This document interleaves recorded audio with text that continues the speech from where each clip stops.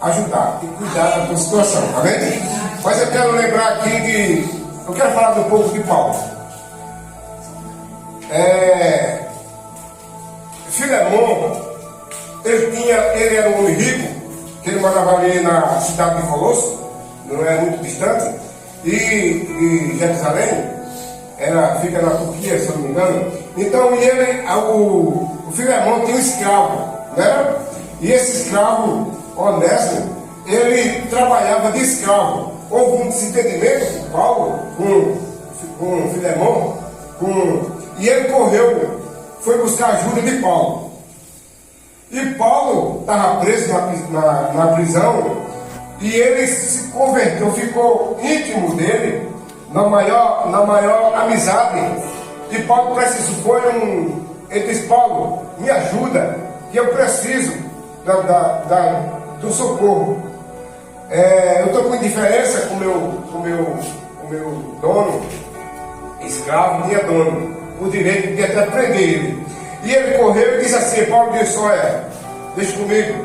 Aí mandou carta para Filemon e disse: Filemon, receba, não só perdoe Onésimo, não só perdoe, mas trate ele como irmão. A partir de agora, nós vai ser nossos irmãos. E vamos deixar a diferença de lado. Porque como Cristo fez comigo, faça também. Paulo se sentiu como Cristo no lugar, dizendo que Cristo, Jesus, tinha resgatado ele sendo devedor de alguma coisa. Não era por isso que Filemon poderia prender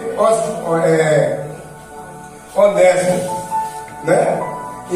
Então ele não podia prender, porque ele queria que ele fosse como irmão.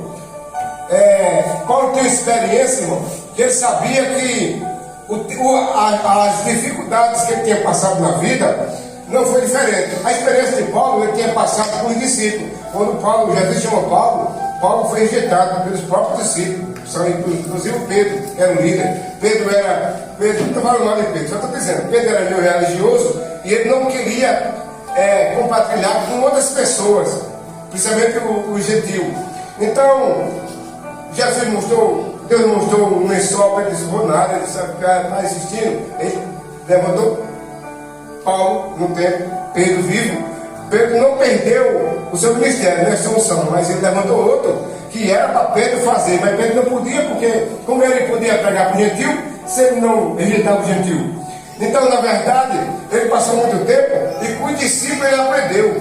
Paulo não aprendeu com o discípulo, foi rejeitado. Então, ele foi rejeitado pelos discípulos quando ele começou o seu ministério, e ele, por experiência, os discípulos, que era Pedro. Eu vou dizer qual era o discípulo. O discípulo era muito fácil de conhecer. Você conhece do mais difícil. Tiago.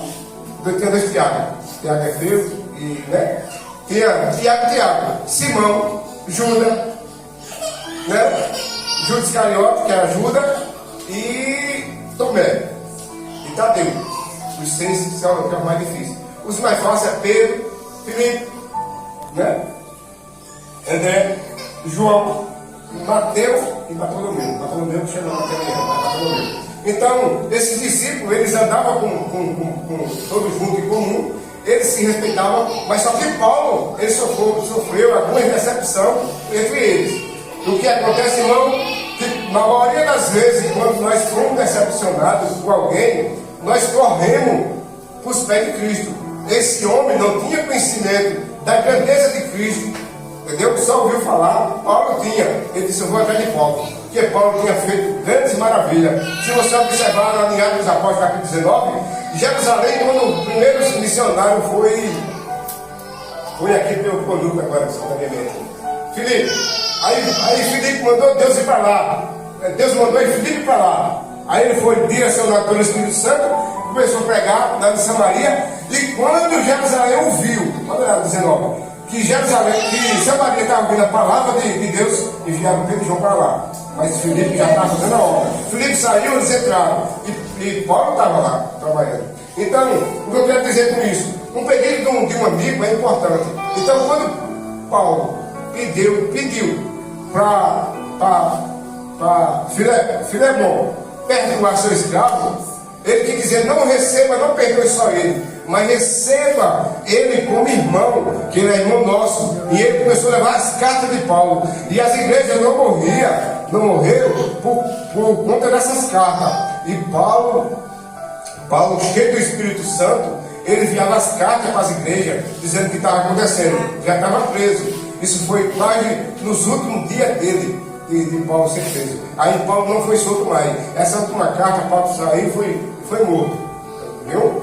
Então, eu quero dizer com isso, o perigo de um amigo é quando você procura o outro. A Bíblia diz assim, Tiago 4,17, diz assim: porém, não é daquele que sabe fazer o bem, não faz, comete pecado. Então, se alguém te procura para pedir um conselho, tu dá, conselha, né? Visa a Bíblia, porque há um padrão de moral e ética, nós cristãos, que andamos segundo a palavra, não é verdade? Eu sou palestrante de casais, assim, mas eu me formei, eu sou formado, eu me formei sem ser evangélico, eu não era crente. Então, as perguntas do casamento, as perguntas que é baseado que nós aprendemos é fora da Bíblia. Nós respondemos a pergunta de casamento sem ser a Bíblia. Depois que eu fui crente, aí eu respondo baseado na Bíblia. Algumas pessoas perguntam, eu falo baseado na Bíblia, sobre casamento, como se comportar, higiene pessoal, do casal, o que pode acontecer, mas é diferente. Mas só que Paulo, ele tem uma experiência diferente. E Paulo sentiu na obrigação, no direito de ajudar aquele irmão. Porque quando o irmão correu para lá, para a prisão, Paulo me ajuda, e foi ser amigo dele, se converteu, foi amigo dele, aí ele disse, agora sim, agora eu vou agir. E ele foi lá e disse, mandou carta, perdoe Onésimo, não só como um amigo, mas como irmão entre nós. É interessante que na maioria das vezes nós estamos cansados e abatidos, né? E precisamos de um conselho. Qual é o conselho que nos ajuda? Eu chego para o senhor e digo, rapaz, eu estou numa situação, não consigo caber assim, eu estou pior que tu. Se eu contar a história, não é verdade? Se eu contar a minha história, tu não quer nem ouvir. Isso não é conselho. Meu irmão, o conselho é aquilo que é que tu acha. Você vai baseado na Bíblia e vai falar. Sabe o que acontece, irmão?